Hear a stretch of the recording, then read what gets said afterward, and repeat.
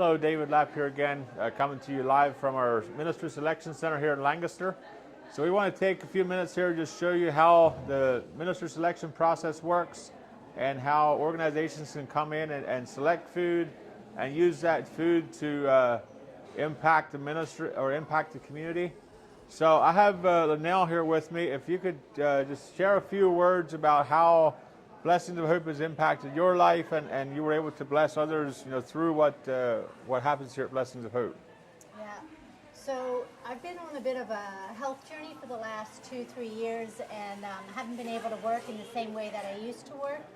And lots of doctor's appointments, naturopath appointments, and but this has given me a way to feel like I can still contribute even while I'm in the midst of just taking care of my health. So I come in and I work in the cooler section once or twice a week, and I feel like I can even give to others in this season by just giving a voucher to some people that are in need too. So it feels good to be able to give even in the midst of a season where I'm not able to work as much. Yeah. So our main focus here at the Selection Center here in Lancaster is to provide food to organizations that are then reaching out to the community. Where all the food that comes through here is donated product. It's it's donated to Blessings of Hope, donated going out. But then the organizations pay a handling fee, 25 cents a pound, which basically covers our cost to bring that product in, make it available, and then make it available to the people that need it. So, Bill, if you could step in here just a minute and share a little bit about what you do here, and then you're going to take us on a tour and tell us all about this. So very good.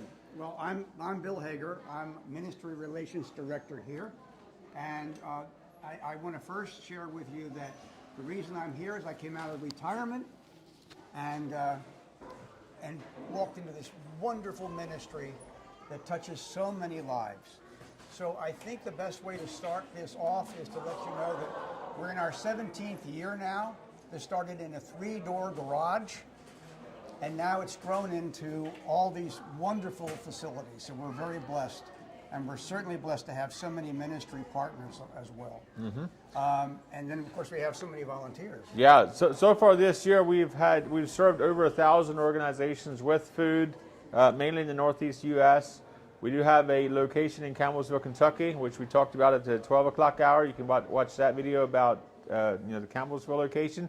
But let's go on a tour. Okay. Let's just give these people an idea of what happens here at Blessings of Hope, how the process works. So as you come in, you would check in here at the front desk, and so any new organization, if you're not already signed up as an organization, the criteria to sign up is if you're a nonprofit that's serving the community, you can come in, sign up, and then select food, whatever volume that you need to restock your pantry. So let's come on back here and just share a little bit about what happens here.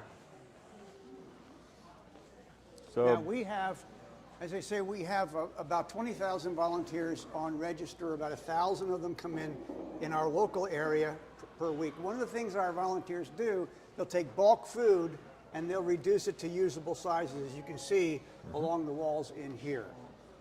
We get 4 to 6 semi-trucks in every day. If we were to stop getting those trucks in this evening, we'd be out of almost everything you're going to see in here in about 5 days. About, David, what is it, about 50 or 60,000 meals a day? About 60,000 meals a day that we distribute. This location alone, I think we do about 2 to 3 semi-loads a day through our selection center here in Lancaster. Just product coming in, product going out. Okay. And it's a wide variety of product, whether that's dry goods, baking supplies, or that's fresh produce. We'll see some of that here in a little bit. But the reason we have so many wonderful food sources coming in, whether they're grocery stores, the distribution companies, manufacturing companies, if they bring it here, it does 2 things. It touches their heart, but it gives them a little bit of a tax break too. If they take it to a landfill, they have to pay a dumping fee. Yep. So the advantage is truly in this ministry for all. So a lot of people think, why are you saving food from the landfill? And this is not food that's waste. It's simply food that is either overproduced or getting too close to expiration date, and the large corporations need to move it on, they need to get rid of it. And one of their biggest challenges in the past has been finding a food bank that can take the semi-load volumes. So that's a little bit of why, Blessings of Hope, we're able to take the semi-load volumes and then make that available to the thousands of organizations that can then serve the community. So that's the concept behind, why we do what we do.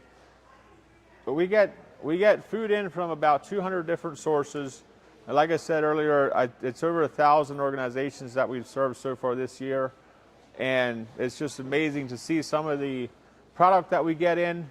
And it's hour by hour, the display changes based on what we get available, what gets displayed on the floor, and then what the organizations take. So let's come on into the cooler here for a little bit.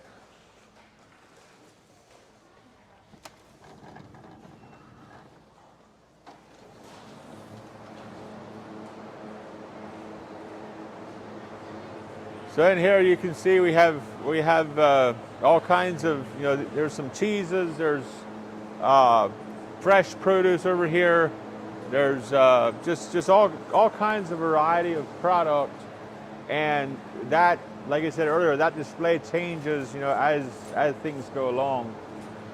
Today is Giving Tuesday, so the focus today is on the Giving Tuesday campaign that we have going. Our goal is to raise $500,000 today to support Blessings of Hope in the inner city outreach program. So the only thing that we have to fundraise for at Blessings of Hope is food that gets distributed into the city outreaches or outreaches where any food that moves through the selection center here, the organization that's doing the outreach is paying the handling fee for it. But some of these outreaches in the cities where they don't have the funds to pay the costs, to get the food out, that's where we need to fundraise for, is to be able to take that food and make it available to the people that need it. Right. We have a wonderful example of a church that came down from the Bronx, New York for food. They were going to the grocery store to get their food. They called us on the phone and they asked us if they could get it any less expensively. I said, outside of the handling fee, the food's free. And there was a dead silence on the phone. She was crying. She said, can we come down? And I said, anytime. The whole church came down, all 5 representatives, and then they take that home to Bronx and they cook it up and they take it down to Harlem and feed 7 families every single week. So seeing what's happening out there in the real world is so heartwarming for us in here. We don't get to see it all the time. And that's why support is so incredibly important. It's the lives we're touching through this ministry, and that you can help us touch as well. And we are so, so grateful. Thank you. Amen. And it's interesting with this concept, with this model, what we're seeing is we can serve an organization that might be reaching out to 5 men in a homeless shelter or a few families on the street, or we can serve an organization that's reaching out to, with a semi-load of fresh produce a week or a semi-load of product a week, and anything in between, because it's very scalable. And that's what makes this concept unique. So Bill, if you could share a little bit about how you got started, what you were doing before you came to Blessings of Hope, and just take a few minutes and just give us a little bit of a background why you're involved here and what that does for your life. Well, sure. First of all, the reason... While we're walking, Bill, while we're walking. While we're walking, by the way. So all right. So I retired, and I found out that in a very short period of time that daytime TV wasn't worth it.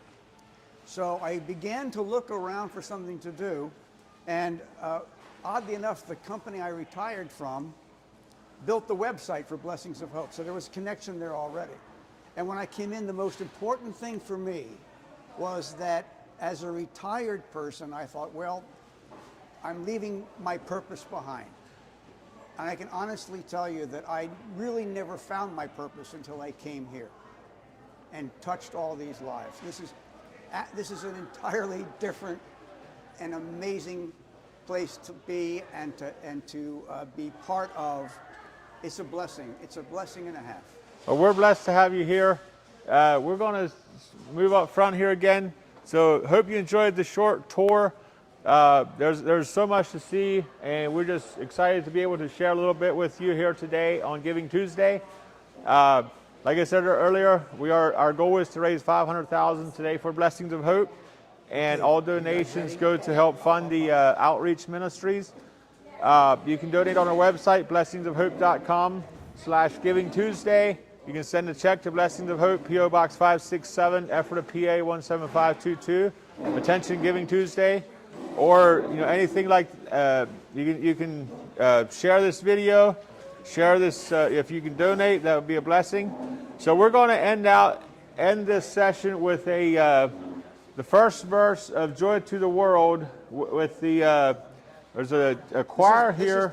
This is the York County Gospel Choir. York County Gospel Choir, and they're blessing us with Christmas music here for an hour today, and we are blessed to have them here. So we're going to join in and help you sing Joy to the World. So thank you for being here. Thank you for watching, and God bless you.